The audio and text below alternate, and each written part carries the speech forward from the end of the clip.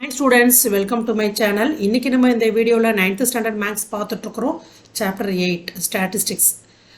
So statisticsல வரக்கூடிய exercise பார்க்கிறதுக்கு முன்னாடி meaning of statistics என்ன, types of statistics, data, collection of data, so அதோடைய types, class interval, so formulas இது எல்லாத்தையுமே நம்ம go through பண்ணிடுவோம். ஸோ நீங்கள் 8.1, 2, 3 போகிறதுக்கு முன்னாடி இதில் வரக்கூடிய ஃபார்முலாஸ் எல்லாத்தையும் பைகாட் பண்ணி வச்சுங்க. சம் போடும்போது ரொம்ப ஈஸியாக இருக்கும். ஸோ ஸ்டாட்டிஸ்டிக்ஸ் மீனிங் என்னன்னு ஃபஸ்ட்டு பார்த்துடலாம். Statistics is a branch of mathematics which deals with the collection, classification and representation of any kind of data to easy the analyse and understanding. அதாவது நம்ம டேட்டாவை கலெக்ட் பண்ண டேட்டாவை கிளாசிஃபை அண்டு ரெப்ரசன்ட் பண்ணுவோம். எதுக்காக அப்படின்னா ஈஸி டு அனலைஸ், ஈஸியாக analyse பண்ணிவிட்டு அதை அண்டர்ஸ்டாண்ட் பண்ணிக்கிறதுக்காக. ஸோ இதுதான் நமக்கு ஸ்டாட்டிஸ்டிக்ஸோடைய மீனிங். ஸோ ஸ்டாட்டிஸ்டிக்ஸை நம்ம எத்தனையாக பிரிக்கலாம் அப்படின்னு பார்த்தீங்கன்னா தியரிட்டிக்கல் ஸ்டாட்டிஸ்டிக்ஸ் அண்ட் அப்ளைடு ஸ்டாட்டிஸ்டிக்ஸ்னு ரெண்டாக பிரிச்சுக்கலாம். ஸோ இதோடைய ஆரம்பத்துலேருந்து நீங்கள் தெரிஞ்சுக்கணுன்றது உங்களுக்கு 9th ஸ்டாண்டர்டுக்கு அவசியம் இல்லை அப்படின்னாலும் நீங்கள் எந்த ஏரியாவை இப்போ ஸ்டாட்டிஸ்டிக்கில் எந்த பகுதியை படிக்கிறீங்க அப்படின்னு தெரிஞ்சுக்கிறதுக்காக நான் உங்களுக்கு இந்த டீட்டெயிலாம் சொல்லிகிட்ருக்கிறேன். ஸோ அதனால் பார்த்துட்டே வாங்க. ஸோ ஸ்டாட்டிஸ்டிக்ஸை ரெண்டாக பிரிச்சுக்கலாம், theoretical statistics and applied statistics.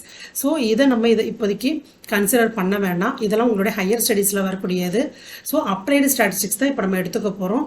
So applied ஸ்டாட்டிஸ்டிக்ஸை நம்ம ரெண்டாக பிரிச்சுக்கலாம், descriptive statistics and inferential statistics. So சொல்கிறத நல்லா கவனமாக பார்த்துட்டே வாங்க. உங்களுடைய நீங்கள் படிக்கக்கூடிய பகுதிங்கிறது பார்ட் எந்த இடத்துல வருது அப்படிங்கிறத ஐடென்டிஃபை பண்ணிக்கலாம். ஸோ நம்ம அப்ளைடு ஸ்டாட்டிஸ்டிக்ஸ் ரெண்டாக பிரித்தோம் அப்படின்னா டிஸ்கிரிப்டிவ் ஒன்று, இன்ஃபரன்ஷியல் ரெண்டு, இது ரெண்டாக நம்ம பிரிச்சுட்டோம். டிஸ்கிரிப்டிவ் ஸ்டாட்டிஸ்டிக்ஸை மறுபடியும் ரெண்டாக பிரிக்கலாம், measure of central tendency, measure of variability அப்படின்னு ரெண்டாக பிரிச்சுக்கலாம். ஸோ மறுபடியும் இந்த இன்ஃபரன்ஷியல் ஸ்டாட்டிஸ்டிக்ஸை ரெண்டாக பிரிக்கிறோம். பட் இதை பற்றி நம்ம கன்சிடர் பண்ண தேவையில்லை. மறுபடியும் ஹைப்போதிசிஸ் டெஸ்டிங், ரெக்ரெஷன் அனலைசிஸ்னு ரெண்டு டைப்பாக பிரிச்சுக்கிறோம். இதுவும் உங்களுடைய ஹையர் ஸ்டடீஸில் தான் நீங்கள் டிகிரி லெவலில் படிக்க போகிறீங்க. அதில் இதையும் நம்ம இப்போ கன்சிடர் பண்ண வேண்டாம். அப்போ டிஸ்கிரிப்டிவ் ஸ்டாட்டிஸ்டிக்ஸில் இப்போ நம்ம ரெண்டாக பார்த்துருக்கிறது measure of central tendency, measure of variability. Measure of central டெண்டன்சியை மறுபடியும் மூணாக பிரிக்கலாம், மீன், மீடியன், மோடு. இதுதான் உங்கள் புக்கில் வந்திருக்கக்கூடிய டேர்ம்ஸ். அப்போ நீங்கள் படிக்கக்கூடிய இடம் என்கிறது இந்த இடம் தான். ஸோ 9th ஸ்டாண்டர்டில் நம்ம என்ன பார்க்க போகிறோம், மீன், மீடியன், மோட், அது எதிலேருந்து வந்திருக்குங்கிறத தான் இப்போ நம்ம சொல்லியிருக்கோம். மெஷர் ஆஃப் வேரியபிலிட்டியும் நமக்கு வரும், பட் இப்போ கிடையாது. இது 10th ஸ்டாண்டர்டில், அதாவது range, variance, coefficient of variance, standard deviation, இதெல்லாமே நம்ம 10th ஸ்டாண்டர்டில் படிக்க போகிறோம். ஸோ மெஷர் ஆஃப் வேரியபிலிட்டியில் என்னென்னலாம் இருக்குன்னா ரேஞ்சு, வேரியன்ஸு, குவார்டைல் டிவியேஷன், மீன் டிவியேஷன், ஸ்டாண்டர்ட் டிவியேஷன்.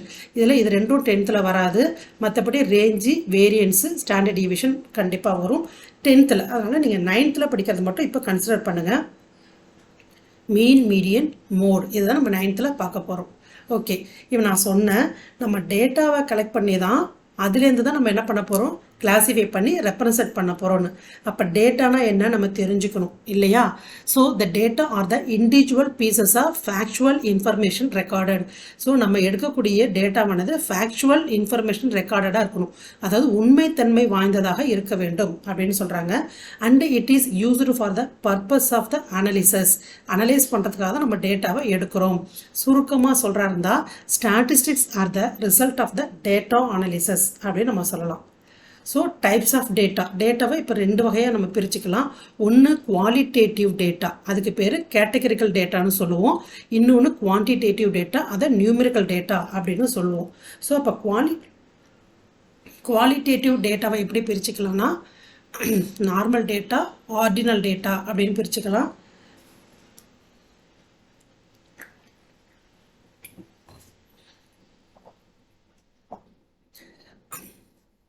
குவான்டிடேட்டிவ் டேட்டாவை ரெண்டாக பிரிச்சுக்கலாம், discrete data and continuous data.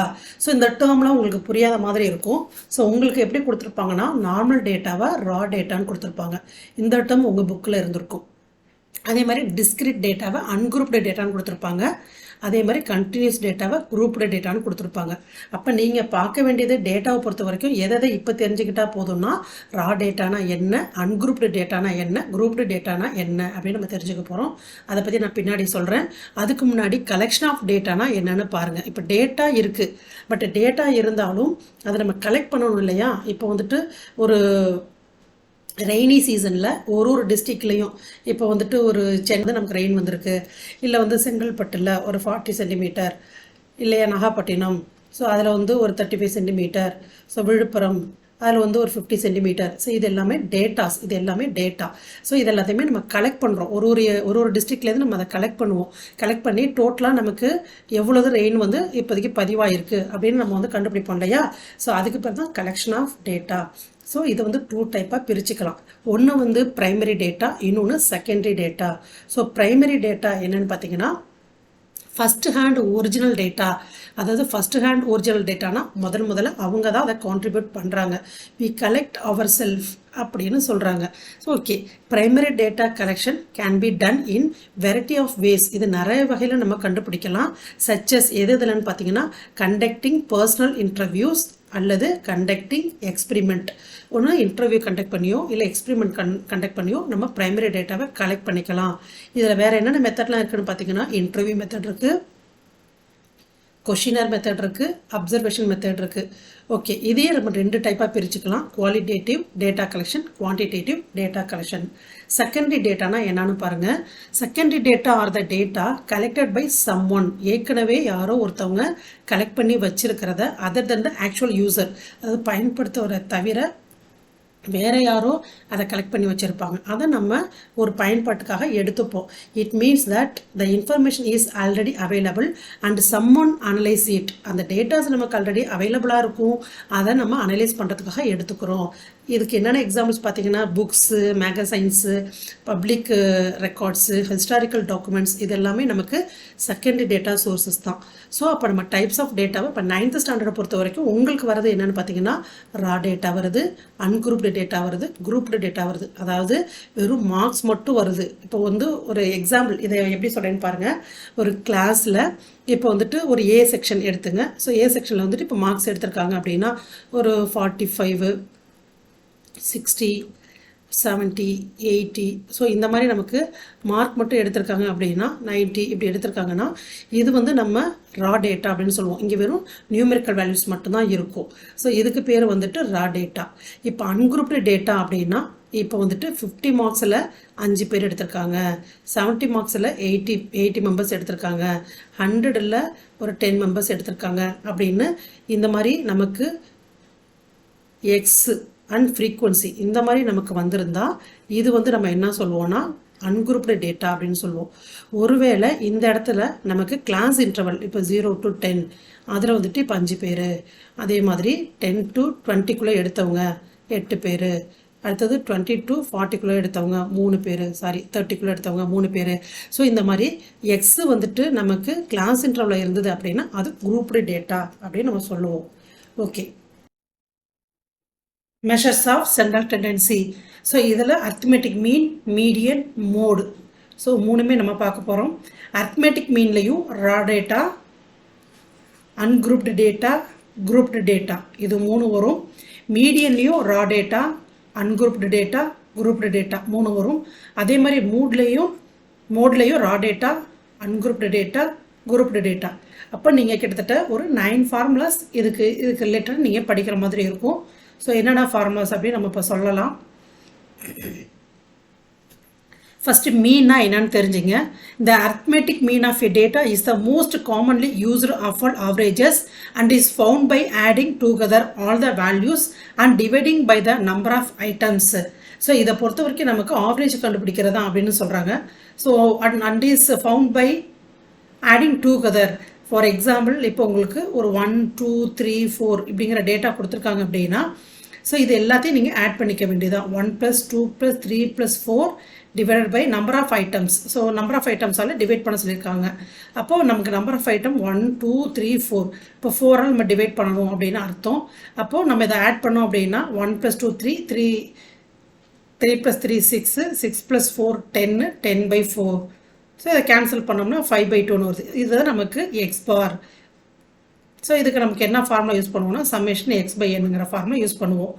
So இது வந்துட்டு ரா டேட்டாக்கு மட்டும். இதே மாதிரி அன்குரூப்டு டேட்டா குரூப்டு டேட்டாவுக்கும் நம்ம ஃபார்முலா யூஸ் பண்ணி மீன் கண்டுபிடிக்க போகிறோம். அடுத்தது மீடியன் அப்படின்னு பார்த்தீங்கன்னா median is the value which occupies the middle position when all the observations are arranged in on ascending or descending order. It is a positional average. 1 mark questionல கேட்கலாம். So மீடியன்கிறது என்ன அப்படின்னு பார்த்தீங்கன்னா பொசிஷனல் ஆவரேஜ் அப்படின்னு name இதுக்கு. That means இப்போ இங்கே நமக்கு வந்து 4, 8, 7, 9 இப்படி கொடுத்துருக்காங்க அப்படின்னா ஸோ இந்த டேட்டாவை முதல்ல நீங்கள் என்ன பண்ணணும் அசெண்டிங் ஆர்டரில் எழுதிக்கணும். இப்போ 4, 7, 8, 9 ஸோ இந்த மாதிரி எடுத்துகிட்டு இதில் நமக்கு சென்டர் வேல்யூ என்ன, இப்போ ஆடில் வந்ததுன்னா ஆட் நம்பர் ஆஃப் ஐட்டம் வந்தால் என்ன formula, even number of values வந்துச்சுன்னா என்ன ஃபார்முலாங்கிறது ஸோ நம்ம ஃபார்முலாவை பார்க்கும்போது நம்ம பார்க்கலாம். ஸோ இந்த மாதிரி தான் நம்ம வந்து அசெண்டிங் ஆர் டிசெண்டிங் ஆர்டரில் எழுதிட்டு தான் சம் போடணும். அடுத்தது மோட் அப்படின்னா the mode is the number that occurs most frequently in the data. So most frequently in the data இப்போ 8, 7, 7, 6, 5 இப்படி இருக்குன்னா ஸோ இதில் வந்துட்டு நமக்கு occurs most frequently எந்த நம்பர் 7ங்கிற நம்பர், அப்போ மோடு வந்து 7 அப்படின்னு நம்ம எழுதிட்டு போயிடலாம். ஸோ இதுதான் நமக்கு வந்துட்டு மீடியன் மோடுடைய மீனிங். ஸோ இப்போ அர்த்மெட்டிக் மீனில் நம்ம ரா டேட்டா எப்படி வருது, அன்குரூப்டு டேட்டா வந்தால் என்ன ஃபார்முலா, குரூப்டு டேட்டா வந்தால் என்ன ஃபார்முலான்னு பார்க்கலாம். இப்போ ரா டேட்டாவில் நான் சொன்னேன் எக்ஸ் மட்டும் வந்தது அப்படின்னா நமக்கு ஃபார்முலா மீன் வந்து x bar is equal to summation x/n. இதே அன்குரூப்டு டேட்டா எக்ஸும் எஃப்பும் நமக்கு கொடுத்துருந்தாங்க அப்படின்னா இதில் 2 மெத்தடு நம்ம யூஸ் பண்ணிக்கலாம். டைரக்ட் மெத்தடு ஒன்று, அஷ்யூம்டு மீன் மெத்தடு ஒன்று யூஸ் பண்ணிக்கலாம். So direct method means x bar equal to summation fx/சம்மேஷன் எஃப். செகண்ட் வந்துட்டு அஷ்யூம்டு மீன் மெத்தடில் அதே மீன் தான் கண்டுபிடிக்க போகிறோம். X bar equal to a + summation fd/சம்மேஷன் எஃப். டிங்கிறது x - a, ஏங்கிறது அஷ்யூம்டு வேல்யூ ஆஃப் எக்ஸில் நம்ம எடுத்துகிட்டு சம் போடுவோம். அதே மாதிரி குரூப்டு டேட்டா. ஸோ குரூப்டு டேட்டாவை பொறுத்த வரைக்கும் 3 மெத்தடுமே நம்ம யூஸ் பண்ணிக்கலாம். இந்த டைரக்ட் மெத்தடு வேணாலும் யூஸ் பண்ணிக்கலாம், அல்லது அஷ்யூம்டு மீன் மெத்தடு யூஸ் பண்ணலாம். அதை தவிர ஸ்டெப் டீவியேஷன் மெத்தடும் யூஸ் பண்ணலாம். ஸ்டெப் டீவியேஷன் மெத்தடோடைய formula x bar equal to a + summation fd/சம்மேஷன் f × c. டிங்கிறது x - a/c. சிங்கிறது லெங்த், அதாவது வித்துன்னு சொல்லலாம். லெங்க்த்னு சொல்கிறத விட width of the class interval அப்படின்னு நம்ம சொல்லலாம். ஸோ இந்த மெத்தடை பொறுத்த வரைக்கும் உங்களுக்கு இப்போ ஃபைண்ட் மீன் அப்படின்னு சொல்லி கேட்டிருந்தாங்கன்னா நீங்கள் எந்த மெத்தட் வேணாலும் யூஸ் பண்ணி போடலாம். இப்போ டைரக்ட் மெத்தடு, இப்போ நமக்கு வந்து அன்குரூப்டு டேட்டாவில் கொடுத்துருக்காங்கன்னா you can use direct method அல்லது அஷ்யூம்டு மீன் மெத்தட். இல்லை நமக்கு குரூப்டு டேட்டாவில் கொடுத்துருக்காங்க, குரூப்டு டேட்டானா எப்படி இருக்கும், கிளாஸ் இன்டர்வல் அண்டு ஃப்ரீக்வன்சி வச்சுருக்கோம், உங்களுக்கு பார்த்தாலே தெரியும். ஸோ இதுக்கு வந்து அன்குரூப்டு டேட்டாவுக்கு வந்துட்டு டிஸ்க்ரீட் டேட்டான்னு சொல்லுவோம், குரூப்டு டேட்டாவுக்கு கண்டினியூஸ் டேட்டான்னு சொல்லுவோம். ஸோ இந்த மாதிரி நீங்கள் வந்து உங்களுக்கு கிளாஸ் இன்டர்வல் அண்ட் ஃப்ரீக்வன்சி கொடுக்கும்போது நீங்கள் டைரக்ட் மெத்தட் வேணாலும் யூஸ் பண்ணலாம், அஷ்யூம்டு மீன் மெத்தட் வேணாலும் யூஸ் பண்ணலாம், அல்லது ஸ்டெப் டீவியேஷன் மெத்தட் எது வேணாலும் யூஸ் பண்ணிக்கலாம். பட் அவங்க by using particular method name சொல்லிட்டாங்க அப்படின்னா நீங்கள் அவங்க சொன்ன மெத்தடை தான் ஃபாலோ பண்ணி போடணும்.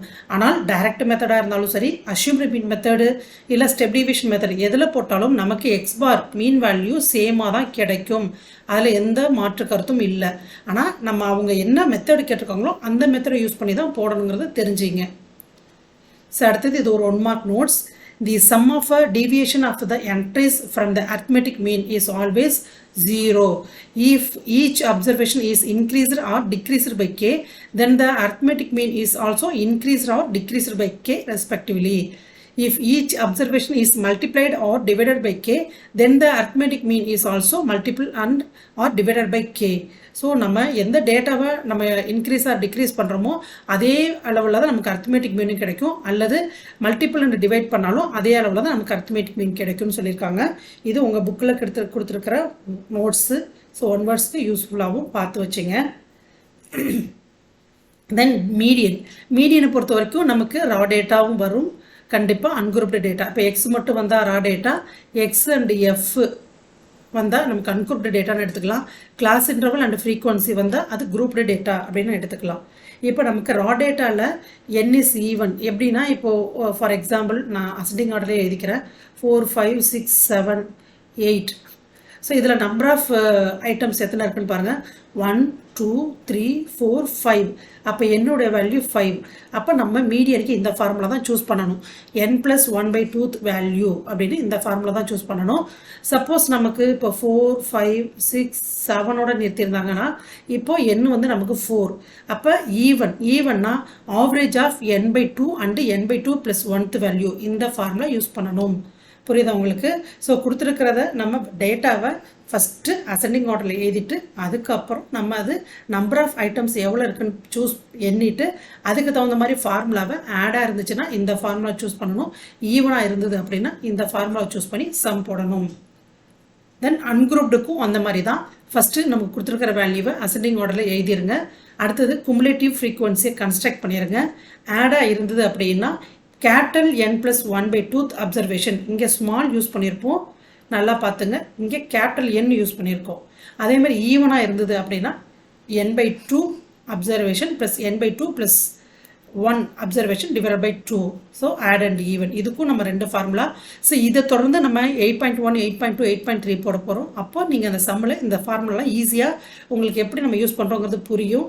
ஸோ இப்போ ஃபார்முலாவை நீங்கள் தெரிஞ்சுக்கிட்டு அண்ட் பைகாட் பண்ணுறதுக்காக தான் நான் இன்ட்ரோ கொடுத்துட்ருக்குறேன். தென் அடுத்தது மீடியனில் குரூப்டு டேட்டா. மீடியன் வந்துட்டு நமக்கு ஃபார்முலா வந்து ஒரே ஒரு ஃபார்முலா தான். L+n/2 - m/f × c. ஸோ எல்லுங்கிறது நமக்கு median class, lower limit of a median class. Capital என்னங்கிறது சமேஷன் எஃப். எம்ங்கிறது cumulative frequency of the preceding median class. So இது ரொம்ப ரொம்ப இம்பார்ட்டன்ட் வேர்ட். அடுத்தது எஃப்ங்கிறது ஃப்ரீக்வன்சின்னு தெரியும், சிங்கிறது width of the median class. So இதுதான் மீடியனுக்குள்ள ஃபார்முலா. இதே மாதிரி மோடுக்கும் நம்ம ரா டேட்டா தனியாக பார்ப்போம். ஸோ எக்ஸ் மட்டும் கொடுத்துருந்தா, ஒருவேளை அன்குரூப்டு எக்ஸ் அண்டு ஃப்ரீக்வன்சி கொடுத்துருந்தா, இதில் கிளாஸ் இன்டர்வல் அண்டு ஃப்ரீக்வன்சி கொடுத்துருந்தால், ஸோ இதுக்கும் நமக்கு 3 ஃபார்முலாஸ் வரும். ஃபார்முலாஸ் எப்படி வருதுங்கிறத பார்த்துங்க. இதுக்கு வந்துட்டு for an individual data, mode is the value of the variable which occurs most frequently. So நம்ம அங்கே சொல்ல மாதிரி தான். இப்போ 3 5 7 7 8 இருந்துச்சுன்னா இது வந்து நம்ம மோடு வந்து 7 எடுத்துக்கலாம். நமக்கு ஒரே ஒரு மோடு மட்டும் கிடைச்சா அதுக்கு பேர் யூனிமோடு. இதோடைய டைப்ஸ் என்னென்னு பார்த்துங்க. யூனிமோட். 2 மோடு கிடைச்சதுன்னா பை மோட். 3 மோட்ஸ் கிடைச்சதுன்னா ட்ரை மோட். கிரேட்டர் தென் 3 இருந்ததுன்னா மல்டி மோட்னு அதுக்கு பேர். ungrouped data பார்த்தீங்கன்னா in a ungrouped frequency distribution, the value of the item having maximum frequency is taken as the mode. Suppose நமக்கு x நமக்கு இங்கே கொடுத்து f நமக்கு இங்கே கொடுத்துருக்கும் போது இங்கே 30 50 70 80 ஸோ 90 ஃப்ரீக்வன்சியில் வந்து 3 5 8 7 4 இப்படி கொடுத்துருந்தா, ஸோ இதை தான் நம்ம என்னென்னு எடுப்போம் அப்படின்னு பார்த்தீங்கன்னா மோட் கிளாஸ்ன்னு எடுப்போம். ஸோ இதுதான் நமக்கு மோடுன்னு செலக்ட் பண்ணிக்கலாம். ஸோ இதுதான் மேக்ஸிமம் ஃப்ரீக்வன்சி இங்கே தான் இருக்கு இல்லையா? ஸோ மேக்ஸிமம் ஃப்ரீக்வன்சிக்கு ஆப்போசிட்டில் இருக்கிறத நம்ம மோடுன்னு செலக்ட் பண்ணிக்கலாம். தென் அடுத்தது class interval with frequency. Group டேட்டாவில் வந்தது அப்படின்னா மோடு வந்துட்டு L+f-f1 divide by 2f - f1 - f2 × c. So எல்லுங்கிறது lower limit of a modal class, எஃப்ங்கிறது frequency of a modal class, f1ங்கிறது ப்ரிசீடிங் வேல்யூ, f2ங்கிறது சக்சீடிங் வேல்யூ, சிங்கிறது width of the modal class. ஒருவேளை உங்களுக்கு ஒரே சம்மில் 3மே கண்டுபிடிங்க, மீன் மீடியன் மோடு 3மே கண்டுபிடிங்க அப்படின்னா நீங்கள் ஃபார்முலாவை யூஸ் பண்ணி எதனா 2 கண்டுபிடிச்சிட்டு இந்த ஃபார்முலாவில் சப்ஸ்டியூட் பண்ணிங்கன்னா உங்களுக்கு 3ஆவதோட வேல்யூ என்ன அப்படின்னு ஈஸியாக கண்டுபிடிக்கிறதுக்காக தான் நம்ம எம்பிரிக்கல் ரிலேஷன்ஷிப் யூஸ் பண்ணுவோம். அதே மாதிரி இது வந்து types of class interval. So நம்ம கிளாஸ் இன்டர்வல் பார்த்துருக்கோம் இல்லையா? 0 to 10, 10 to 20, 20 to 30, இதை தான் நம்ம கிளாஸ் இன்டர்வல்னு சொல்லுவோம். இதில் 2 டைப் இருக்குது. ஒன்று வந்து இன்க்ளூசிவ், இன்னொன்று எக்ஸ்க்ளூசிவ் கிளாஸ் இன்டர்வல். அதாவது நான் எக்ஸ்க்ளூசிவ் கிளாஸ் இன்டர்வலில் upper limit of the one class is the same as the lower limit. So இங்கே இது வந்து அப்பர் லிமிட்டு, இது லோயர் லிமிட்டு, இது அப்பர் லிமிட். ஸோ இங்கே இருக்கிற அப்பர் லிமிட் ஆனது இங்கே லோயர் லிமிட்டாக வரும், இங்கே இருக்கிற அப்பர் லிமிட் இங்கே லோயர் லிமிட்டாக வரும். அதாவது கண்டினியூஸாக கிடைக்கும் பாருங்கள். ஸோ இந்த மாதிரி வந்தால் இதுக்கு பேர் எக்ஸ்க்ளூசிவ் கிளாஸ் இன்டர்வல். ஸோ இந்த மாதிரி நமக்கு பிரேக் ஆகி வந்ததுன்னா இப்போ 10 to 19, இங்கே வந்து 20 to 29, 30 to 39, ஸோ இங்கே நமக்கு பிரேக் ஆகிருக்கு. இதுக்கு பேர் இன்க்ளூசிவ் கிளாஸ் இன்டர்வல். உங்களுக்கு சம்மு எக்ஸ்க்ளூசிவ் ஆர் இன்க்ளூசிவ் எதில் கொடுத்தாலும் நீங்கள் போடலாம். பட் என்னை பொறுத்த வரைக்கும் இன்க்ளூசிவ் டேபிளில் நீங்கள் எக்ஸ்க்ளூசிவாக கன்வெர்ட் பண்ணிட்டு போடும்போது சம்மு ரொம்ப ஈஸியாக இருக்கும். அதாவது அதுக்கு ஒன்றும் பண்ண வேணாம். ஸோ இங்கே இருக்கிற லோயர் லிமிட்டில் வரக்கூடிய வேல்யூவை மைனஸ் 0.5னும் ஸோ அப்பர் லிமிட்டுக்கு வந்து ப்ளஸ் 0.5ன்னு நம்ம ஆப்ரேட் பண்ணோம் அப்படின்னா நமக்கு கண்டினியூஸ் டேட்டா இங்கே கிடைச்சிடும் இந்த மாதிரி. புரியுதா உங்களுக்கு? ஸோ புரியல அப்படின்னா திரும்ப ஒரு தடவை சொல்கிறேன் பாருங்கள். ஸோ இங்கே இருக்கிற லோயர் லிமிட்டில் வந்துட்டு மைனஸ் 0.5, அப்பர் லிமிட்டில் 0.0 அதாவது ப்ளஸ் 0.5 ஆட் பண்ணுங்கள். இப்போ இதில் மைனஸ் பண்ணோம், மைனஸ் வந்துட்டு 0.5 பண்ணோம்னா 9.5 வந்துருமா? 19.5ல் வந்துட்டு 0.5 ஆட் பண்ணால் 19.5, 20ல் சப்ராக்ட் பண்ணோம்னா 19.5, இதில் ஆட் பண்ணோம்னா 29.5, இதில் சப்ராக்ட் பண்ணோம்னா 29.5, இதில் ஆட் பண்ணோம்னா 39.5. ஸோ ஃப்ரீக்வன்சி அப்படியே தான் இருக்கும், அதில் ஒன்றும் நம்ம அதை சேஞ்ச் பண்ண வேண்டாம். இந்த இன்க்ளூசிவ் கிளாஸ் இன்டர்வலை மட்டும் எக்ஸ்க்ளூசிவ் கிளாஸ் இன்டர்வலாக நீங்கள் மாற்றிக்கிட்டிங்கன்னா ஈஸியாக இருக்கும். ஆனால் இன்க்ளூசிவ் எக்ஸ்க்ளூசிவ் உங்களுக்கு எதில் இருந்தாலும் நீங்கள் சம்மு போடலாம்.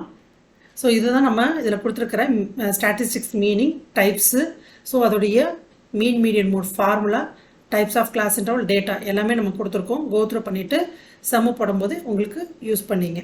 தேங்க்யூ.